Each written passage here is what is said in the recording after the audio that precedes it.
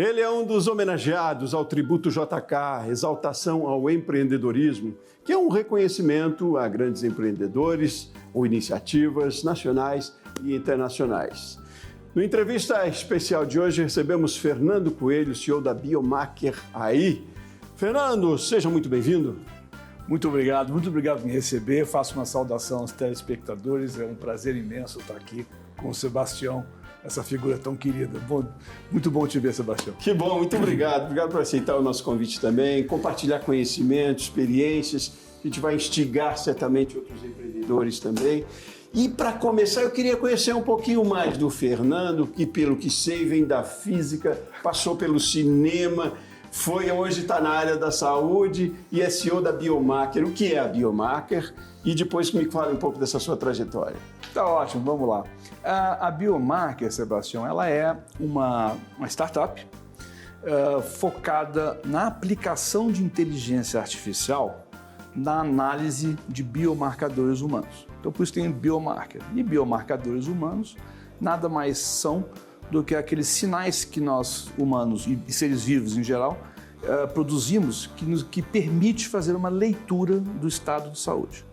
Então, o nosso foco começou originalmente com fadiga e evoluiu para observar infecção, estado psíquico como ansiedade, depressão, a gente consegue detectar, e também, naturalmente, anomalias cardíacas e outras. Então, a Biomaker é essencialmente uma startup de análise preditiva e preventiva de saúde pelo uso de inteligência artificial com biomarcadores. Então, essa que é a iniciativa. Não é diagnóstico não é ao mesmo tempo controle simplesmente de sinais vitais ou sintomáticos? Correto. Nós não somos médicos, nós somos tudo nerd de computador, de computação, então não estamos nem qualificados para dar o diagnóstico. O que a gente fala é, pim, pim, pim, tem um alarme aqui, vai falar com o seu médico. Pim, pim, pim, pim, isso aqui não está legal. Vai lá ver porque saiu da norma. Porque basicamente o que a inteligência artificial faz é comparar você com você mesmo. Então você está de uma certa forma, mudou aquela forma, opa, tem boi na linha. Então o sistema ele é preditivo nesse sentido e é muito eficiente. A gente pega, no caso de infecção, vou dar um exemplo que já virou intenso dos tempos recentes, que é Covid. Covid a gente detecta com 1 a 2 dias antes dos primeiros sintomas. Né? Ótimo. Então, essa ferramenta, ela entra numa fase atual das preocupações de saúde, na qual estamos precisando trabalhar a saúde em etapas que antecedem a demanda do paciente, que é muito cara. Então, isso, a brincadeira do setor é que todos os países do mundo vão quebrar por causa dos sistemas de saúde. Né? Nós vamos trazer isso para a relação corporativa, né? Para a relação de trabalho, de empreendedorismo já. Mas eu quero fugir da primeira pergunta lá da sua trajetória, para depois a gente chegar a entrar bem na ação dessa ferramenta. Tá? Eu até peço desculpa, porque eu sou tão apaixonado que você dá a dica e começa a falar da... Não, eu fui eu que conduzi também. A minha trajetória, Sebastião, ela como você já até teve a oportunidade de ver, ela é incomum, no sentido que eu não fiz uma carreira clássica, não venho fazendo na minha vida uma carreira que na superfície possa parecer clássica. Se formou ali, foi trabalhar naquela empresa, essa não foi a minha trajetória. Mas, oculto nessa trajetória minha, que eu vou comentar um pouco mais, está o fato que em todos os momentos dela, a tecnologia teve um papel muito relevante. A minha origem acadêmica é física, eu comecei inclusive no colegial, lá ainda no colegial, era um outro Brasil, e a escola, eu sou fruto da escola pública, a escola pública em Campinas, interior de São Paulo, era excelente, tinha laboratório de eletrônica, tinha oficinas, e meus colegas, eu liderei um processo de fazer, naquela época, estamos nos anos 70, fizemos aquecedor solar para projetos habitacionais populares. Estamos falando de 78, que era a segunda crise do petróleo, havia já essa questão da energia, estava primeiramente na pauta naquela época, e isso foi premiado na SBPC, que é a Sociedade Brasileira de Progresso da Ciência, na reunião de 78 na USP. Era vanguarda isso. Eu era cientista do amanhã. Aliás, foi meu primeiro contato com a mídia. Eu estou hoje com você aqui na televisão, com os nossos telespectadores tão queridos. Eu era jovem e fui entrevistado, porque fazendo... Eu vi, nossa, e as pessoas me reconheciam na rua, lá em Campinas, e foi muito divertido. Então, a minha história começa ali, daí eu fui imediatamente vestibular, física e tal. E depois eu fui para os Estados Unidos dar cinema, então eu fiquei com 2 formações. Então, no primeiro momento da minha carreira, eu pratiquei cinema, que naquela época, na minha geração, significava fazer comerciais de televisão, trabalhar em marketing e publicidade. Fiz isso durante 10 anos lá em São Paulo. E nesta época já aplicava tecnologia. Eu tinha os primeiros computadores, a Apple II, aqueles negócios. A gente usava... Eu fui o primeiro produtor em São Paulo que organizava a produção de forma computadorizada. Isso continuou, fui o primeiro a fazer edição digital em São Paulo também, lá no comecinho dos anos 90.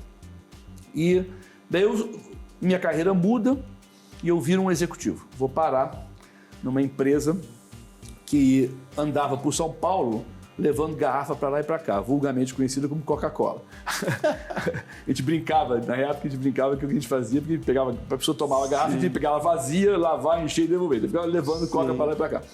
Mas na Coca-Cola é um marco importante para pontuar essa questão da tecnologia. Meu papel lá, quando eu fui trabalhar, eu fui gerenciar um projeto chamado Projeto Jardins, que foi o lançamento pioneiro no Brasil da digitalização do processo de venda e entrega. Porque antigamente o cara saía com um papelzinho e tal, para fazer de porta em porta, no bar, fazer os pedidos. E isso virou um palm top, virou um processo computadorizado, um roadshow que fazia a rota de entrega no dia seguinte, e isso subiu dramaticamente a eficiência da operação. E você participou efetivamente desse processo? Eu fiz ele, eu implementei ele. Simplesmente. Fui chamado para isso. Foi em 96, foi bem legal. Daí, num outro momento, eu fui trabalhar numa organização de televisão que é a NET. E lá também tive a gente brincou que foi uma época muito dinâmica, foi a geração pioneira dessa história de TV a cabo, então a gente estava fazendo muita coisa ao mesmo tempo. Mas num certo momento, coube a mim desenvolver um canal de televisão dentro da NET para falar com o telespectador, explicar a programação, porque TV a cabo era novo, a população não estava acostumada ainda com aquilo, né? Então nós sentamos e desenvolvemos primeiro canal digital, que era o Zap News. Quem era assinante na época, o canal 37, ficou 10 anos no ar, todo o período analógico da TV a cabo, a gente teve esse canal. Ganhamos um prêmio também. Então, comentando de mim, e vou devolver para você o microfone, mas estou assim... procurando impressionar o nosso telespectador que esta carreira que passa por coisas diferentes, no fundo, tinha uma pauta contínua de tecnologia que me traz da posição que eu tenho hoje. O cerne é a tecnologia. Mas é interessante a gente saber de toda essa trajetória, né? Porque, primeiro, nos credibiliza aqui para a nossa conversa, é importante, mas você chegou à área da saúde de que maneira? Como é que você chegou, então, à saúde? Você não é médico, como você disse, mas desenvolve tecnologia para essa área agora, e aí a Biomaker. Mas como é que se deu essa chegada à saúde? É uma excelente pergunta e é, de novo, uma oportunidade de falar como a gente nunca espera, a vida nos surpreende o tempo todo. Porque eu vinha fazendo as coisas que eu estava fazendo como empreendedor de tecnologia, eu ganhei uma pequena reputação no ambiente corporativo como sendo um ponto de se buscar quando se precisava de tecnologias para operações corporativas. E por isso ganhei o telefonema respondendo a pergunta.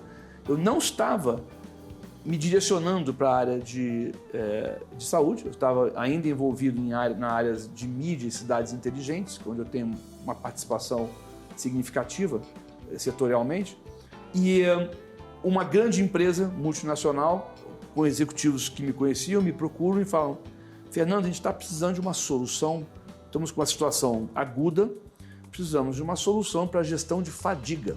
E agora eu conto para todo mundo, eu não sabia, eu descobri nesse momento que fadiga é o cansaço mental, é o sono desregulado. E descobri que fadiga é uma das maiores pandemias do mundo hoje. Afeta 35% das pessoas no nosso entorno.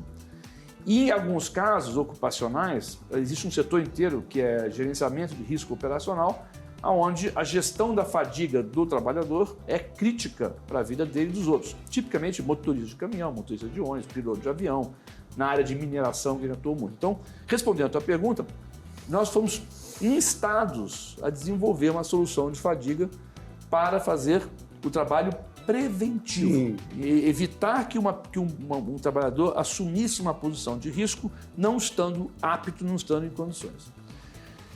E daí, Sebastião, essas coisas da vida, né? Por absoluto acaso e por diletância, eu, particularmente, gosto desse assunto porque eu sempre tive um sono muito irregular na minha vida de criança. Então é um assunto que eu vigiava, um assunto que eu estava de olho. Sim. Falei, quero fazer isso. Isso é legal, vamos fazer isso. Aí juntei meus queridos sócios, meu sócio é o Tony Dias, o Bruno Gonçalves, um PhD fabuloso, e o Nicolas Mirbach, que é um alemão residente no Brasil. Falei, temos esse desafio. A gente consegue fazer isso dar certo? Em 90 dias, a gente subiu o nosso primeiro MVP.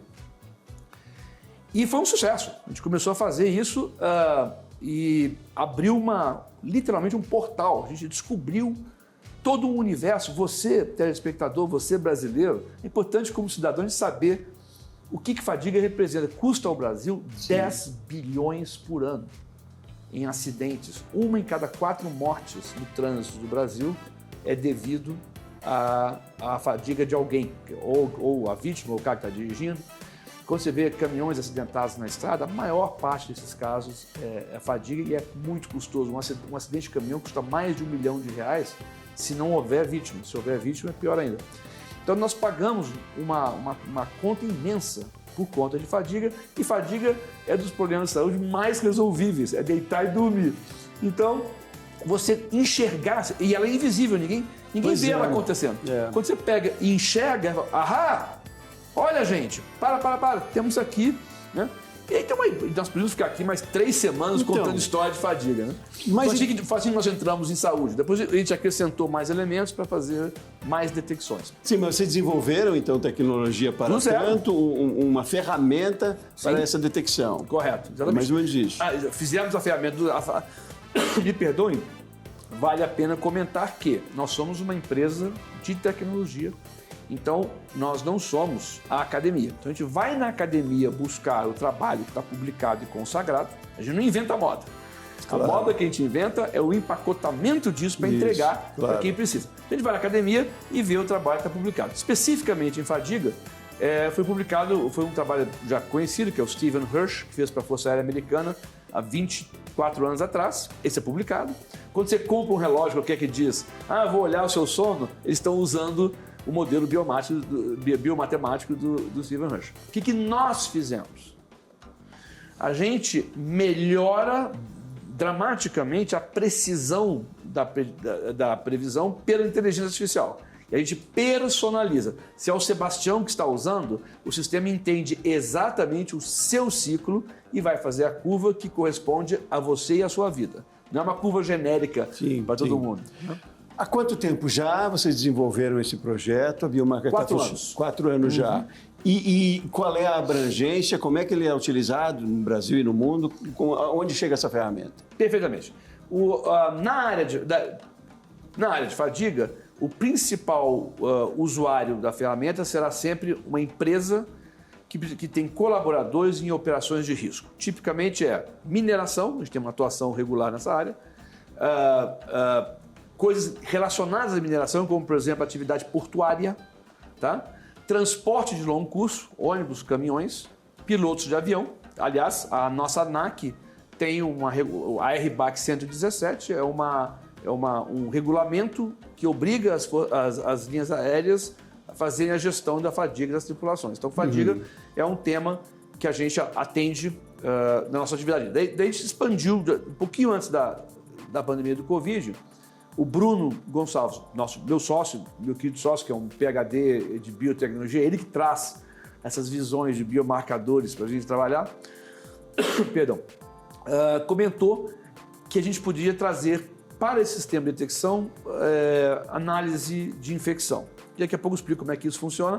Nós fizemos isso e daí de ter um passo à frente para a área de saúde, Sebastião, porque na Fadiga ainda estamos na área industrial, na área de segurança operacional. É saúde ocupacional, mas está circunscrita a quem está em alto risco, né? Certo.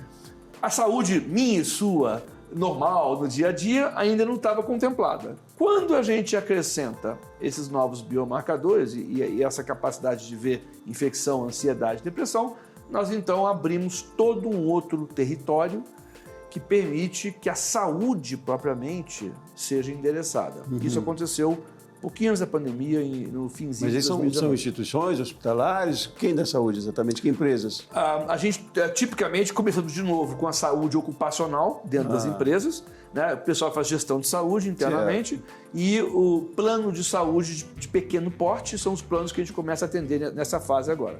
E daí, até para o plano, a vantagem do plano é conseguir administrar melhor os crônicos. Sim.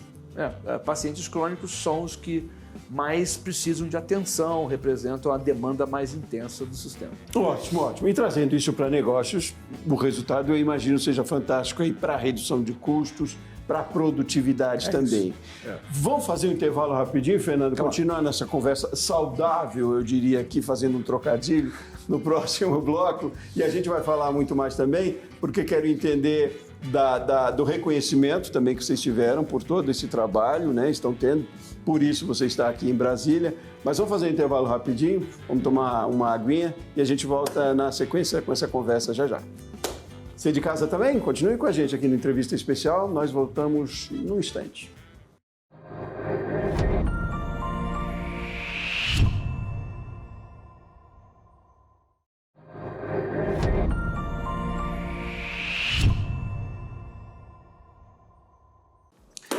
De volta com Entrevista Especial, mais uma vez seja muito bem-vindo.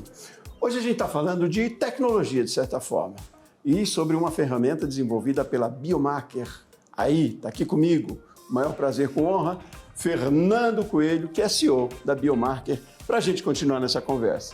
Eu disse que a gente está falando de tecnologia, a gente está falando de quase tudo um pouco, né, Fernando? A gente está falando de soluções, de redução de custo, a gente está quase que sendo pragmático aqui, mostrando que o quanto é importante a gente desenvolver ferramentas hoje e trazer a tecnologia para dentro dos negócios, né, para a relação com as pessoas também. E aí a gente falava sobre isso, você explanou no primeiro bloco o que é a Biomarker, que ferramenta desenvolveram relacionada à saúde, né? Para prevenir talvez sintomas, e aí com foco a gente fez bastante referência à fadiga. Fernando, e qual é o resultado de tudo isso? Dessa, entre aspas, descoberta, desenvolvimento, na verdade, a tecnologia que vocês fizeram, desse produto, eu digo o resultado para as corporações, para o nosso dia a dia, para o pessoal, para o profissional. Como é que a gente pode dimensionar isso? Perfeito. A corporação que adota soluções do tipo que a gente está colocando, elas vão perceber imediatamente uma queda muito expressiva, da ordem de 30%, 40% de sinistralidade. Tá? Qual é o maior obstáculo? Curiosamente, né, no fim de tudo, são humanos que estão nas pontas de tudo. Então, o maior obstáculo de uma ferramenta como essa e de outras é o aspecto cultural, que você vai mudar o comportamento das pessoas. Você está falando, olha, do nada a pessoa passa a ter consciência do seu sono, consciência de si própria, né? É engraçado porque as pessoas compram carros e cuidam dos carros, trocam o óleo, lavam no sábado tal, e preservam o carro por valor de revenda e tal. E o carro é um veículo que transporta as pessoas para lá e para cá. O maior veículo mais sagrado que nós temos é o corpo, que é o veículo que transporta a nossa vida para aquilo que a gente ama, para o nosso sofrimento e tal. E este corpo, ninguém olha o painel. No carro, o pessoal olha velocímetro, gasolina. O que nós oferecemos é um painel. Então, a pessoa olha para o painel, existe um fator de espanto, que a gente usa a tecnologia, nossa! E as pessoas vão se encantando com isso. Mas, como é que você coloca isso profissionalmente para 2.000 pessoas vivendo em 3 turnos numa mineradora, não sei aonde? Então, o impacto é muito grande. Então, respondendo a sua pergunta, estamos tendo sucesso E o sucesso, ele é um passo de cada dia. É um passo de cada vez que vai mudando, ano a ano, a cultura de uso desse tipo de ferramenta. A gente faz isso com muito esforço e muito heroísmo. Nós não tivemos financiamento nenhum, nem público, nem privado. Nós fazemos isso. Eu estou orgulhoso de estar no canal do empreendedor, porque é disso que se trata. A gente está fazendo isso no bootstrapping. A gente vai com o nosso dinheirinho e lutando. Então, nosso processo de progresso, ele é constante e um dia de cada vez, né? Então, em 4 anos, a gente cresce 100% ao ano, mais ou menos. Então, que é muito, absurdamente positivo. Mas a gente gostaria que fosse 600% ao ano. O potencial é imenso. A gente está muito preparado para a elasticidade. A gente está na AWS, que é um servidor muito escalável, né? Sim. Então, gostaríamos que a reação fosse mais rápida. Mas ela quer dizer, nós três, eu e você e o mundo. Todo mundo quer a reação mais rápida. Então, a gente está lá nessa busca. E fazemos algumas experiências, Sebastião. Atualmente, estamos fazendo experiências com certos nichos, que é acompanhamento de doenças raras. É uma coisa super legal que a gente faz. A gente já descobriu coisa que está publicando cientificamente. Tem uma doença raríssima, que é Muscle Eye Disease, que é uma coisa de natureza neurológica em crianças. Descobrimos que essas crianças, quando convulsionam, o batimento cardíaco desce ao invés de subir. Então, a gente registrou isso. Então, são nichos. Isso dá dinheiro, dá negócio? Não. Isso dá solidez, reputação e paz na alma, porque você aprende a fazer coisas que ninguém está fazendo, são muito legais. Então, tem a gente está vendo tudo sozinho. E agora, de propósito, para a gente ter certeza que a gente está no nosso caminho, mudamos muito de tecnologia, começamos com um sensor maior, hoje é mais portátil, aprendemos vários aspectos de precisão e acurácia que aplicamos e tal. É um processo orgânico e vivo, né? E agora estamos sentindo muito prontos para esse processo de expansão. Então a gente está num momento de produzir expansão mesmo para muitas milhares de vidas. E hoje, com a tecnologia, a expansão é rápida, né, Fernando? Isso. Quando a gente fala do desenvolvimento da tecnologia que você me apresenta em 4 anos e já está com essa performance, eu diria, até no mercado, a tecnologia, você acha, democratizou muito soluções também, Fernando, para negócios, enfim, para desenvolvimento também, no caso aí da saúde, e a inteligência artificial, então, veio como uma grande aliada, né? Mas você fala que uma questão ainda é cultural, talvez, para a aplicabilidade ou desenvolvimento maior de algumas tecnologias, mas, ao mesmo tempo, ela democratiza, né? Logo ou já, hoje a gente tem condições de ter, talvez, esse nosso painel identificado no nosso relógio. Já tem, né, Fernando? No nosso caso já é esse. Já é assim, né? Estou eu aqui atrasado, até porque também as coisas são muito fast, é de um dia para o outro que muda já. Mas tem esse fator de democratização também da tecnologia, com a tecnologia, né? Completamente. Fascinante que você tenha abordado por esse ângulo, porque é exatamente o momento deste mês que a gente está vivendo lá, que é mais um degrau democratizador no sentido de baixar o custo, né? Quando nós começamos, o custo era muito alto, porque o relógio era muito caro. Custava R$3 mil um relógio. Então quem é que vai comprar isso? Uma mineradora. E pronto. E o resto do povo? Só mineradora? Então como é que você vai cortando o custo e mantendo a qualidade tecnológica? Então isso virou uma busca nossa. Essa busca está neste mês ganhando mais uma etapa para descer para um custo absolutamente popular, que todo mundo pode ter. E então a gente está nessa direção. A tecnologia faz isso. A tecnologia, o que está acontecendo, que é dramático no mundo todo, é o que você comentou, é a velocidade. Demorou 50 anos entre o carro ser inventado e o carro virar uma coisa que todo mundo tinha. Hoje, demora 5 meses. Então, esse encurtamento da aplicação tecnológica espanta as pessoas. Então, você tem o freio mundial é um freio social, é um freio de cultura, as pessoas se acostumarem com essa ideia. Mas é interessante a gente falar dessa democratização, porque trazendo aqui para o nosso chão de fábrica, como eu digo, né, o nosso foco são pequenas e médias empresas, é importante que tenhamos soluções no mercado, e temos cada vez mais, a tecnologia ajuda muito, mas que tenhamos soluções disponíveis, acessíveis, né?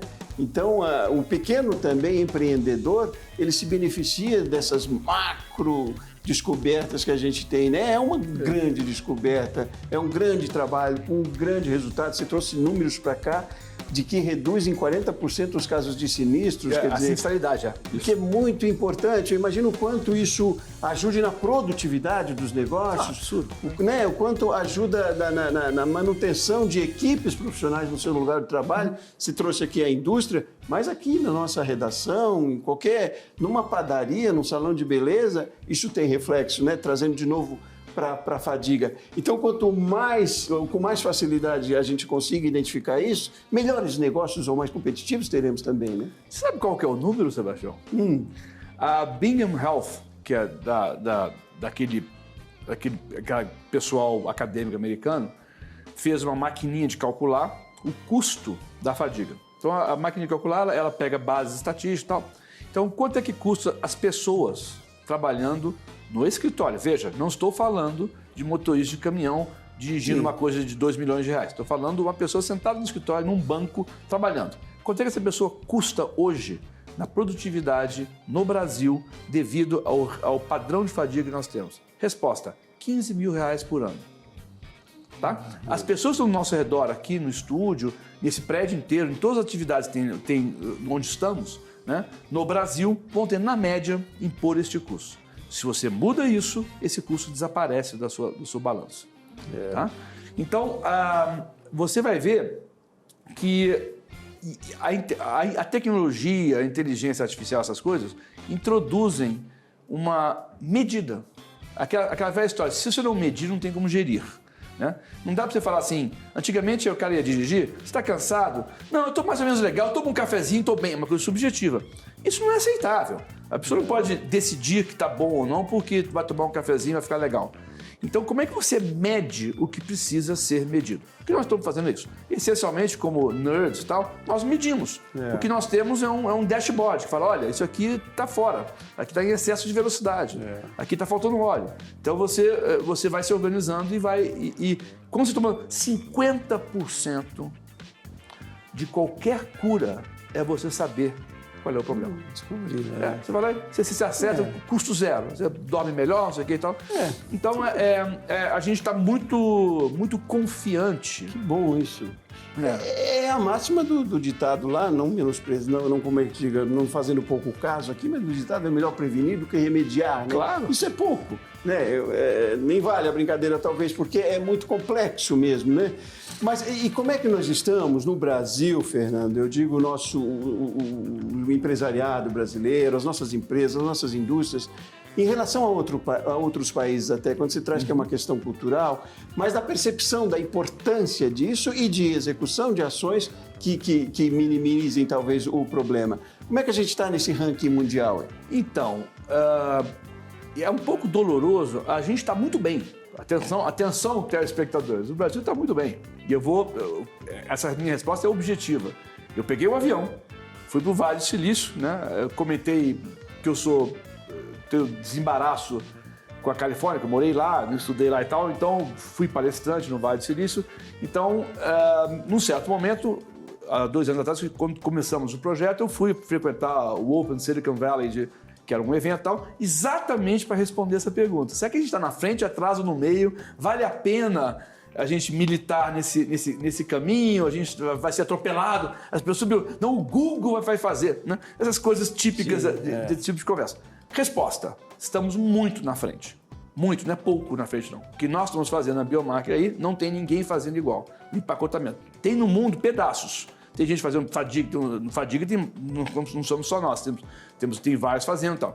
Mas o pacote que a gente entrega, que ele é holístico, porque ele empacota saúde mental, saúde física e infecção e o ambiente de fadiga, esta abordagem não está em lugar nenhum e nós depositamos uma patente.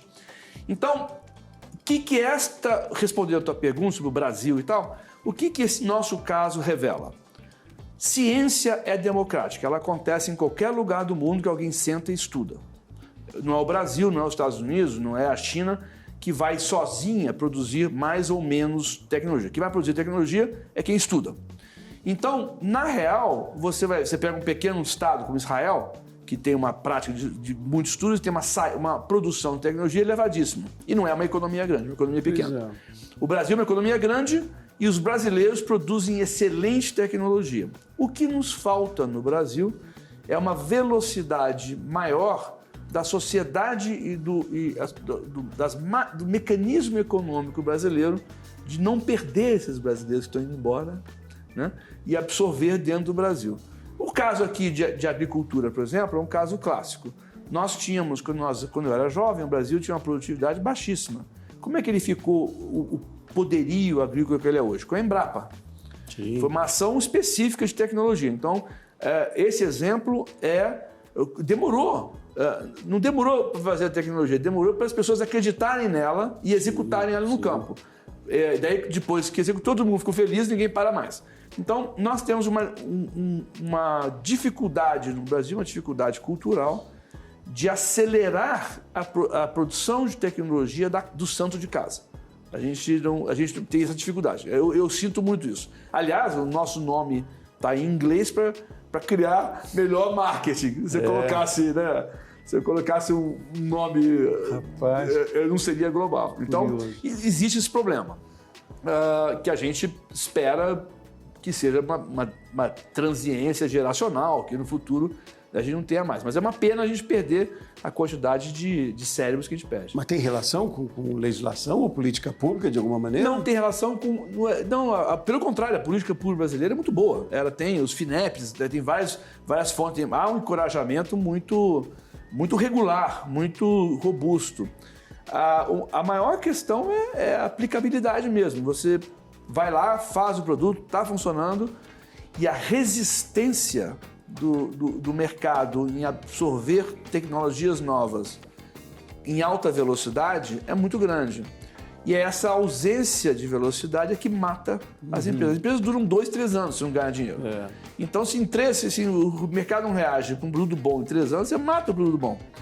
E isso acontece muito. Nós não morremos, estamos com 4 anos, porque com muito cuidado, um sacrifício muito grande, a gente foi administrando essa diferença e agora a gente está começando a criar espaço. Mas enquanto a gente está fazendo isso, outros estão morrendo pelo caminho. Então, eu não tenho essa resposta. A melhor coisa que pode acontecer é o que está acontecendo aqui. Esse canal, que é o canal do empreendedor, é uma dádiva. Ele é uma coisa muito positiva, porque ele cria a oportunidade desse assunto escoar.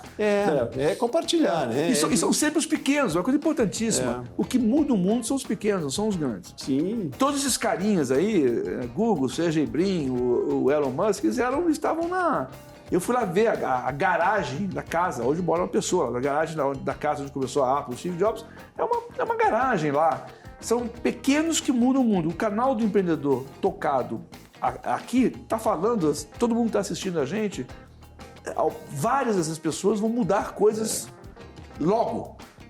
Não vem das grandes organizações, vem dos pequenos pioneiros. E isso é inovação também, né, Fernando? É com uma boa ideia colocada em prática, que aí não tem relação, ou necessariamente relação, com tecnologia como a gente está trazendo hoje aqui, mas inovar no que se faz, né? Trazer ideias novas e compartilhar, que aí o processo caminha também. Mas tem a ver com investimento também, Fernando? Uma questão é difícil investir em tecnologia ainda hoje, por mais que seja democrática, como a gente falou? De novo, a gente esbarra na questão cultural. O que é... Eu até brinco com as pessoas, faço um exercício com os meus amigos, Sebastião, que é... Em casa, você senta e reflete qual é a diferença, defina para si própria qual é a diferença de dinheiro e capital. Qual é a diferença? A gente fala intercambiadamente as duas palavras, não é, são duas coisas diferentes. O que é dinheiro e o que é capital? A minha oferta de resposta para isso é: dinheiro representa o passado. Então, quando você pagou uma conta de luz, pagou o seu aluguel, você está pagando uma decisão que você tomou no passado, você está executando ela, o dinheiro faz isso. Capital não, capital formula o futuro. Então, o capital, você tem um certo volume de capital, você olha para um lugar vazio, enfia aquele capital lá, de repente ele não está mais vazio, uma coisa acontece naquele lugar porque o capital foi para lá. Então, a questão do investimento é qual é a visão de futuro daquele que está investindo. Tá? No Brasil, onde nós somos celebremente instáveis, o Brasil é um país muito instável, com regras muito pouco confiáveis ao longo do tempo, ele é um inibidor de investimento. Então, o investimento aqui no Brasil, para dar certo, tem que ser de curtíssimo prazo. Pega, vai lá e faz e me devolve. Porque você não sabe se 4 anos à frente aquilo vai estar disponível para você. Vai mudar a lei, vai mudar não sei o que e tal. Então, o problema de investimento no Brasil não é falta dele, é falta de prazo. É falta de visão. Eu vou colocar esse dinheiro para você, vai fazendo aí, não se preocupe, durante 5 anos eu te ajudo, eu vou fazer isso dar certo, vou investir em você. Né? Nos Estados Unidos acontece direto. Você senta lá, o famoso chat GPT que virou famoso, nunca gerou 1 centavo. E os apoiadores estão todo mês colocando muito dinheiro naquilo, vários milhões. E qual é o retorno daquilo? Né? Então, essa visão do primeiro mundo de investimento que perdura no prazo não está disponível no Brasil. Certo. Então, esse é um problema que a gente vai um dia ter que resolver. Não é política pública, isso aí é da natureza da formação de riqueza do Brasil, que tem essa etapa que a gente tem que vencer como civilização. Ainda. Não, tá certo. Vou falar mais de futuro, quero falar um pouquinho mais. O que é que a gente espera ainda com toda a tecnologia que a gente tem, com as coisas mudando a cada segundo? O que é que a gente pode pensar em investimento também para o futuro, no capital, como você diz, e não no dinheiro exatamente. E quero falar um pouco mais do reconhecimento que você teve, por isso está aqui em Brasília também. Intervalo rapidinho, vou fazer, e a gente volta já com entrevista especial.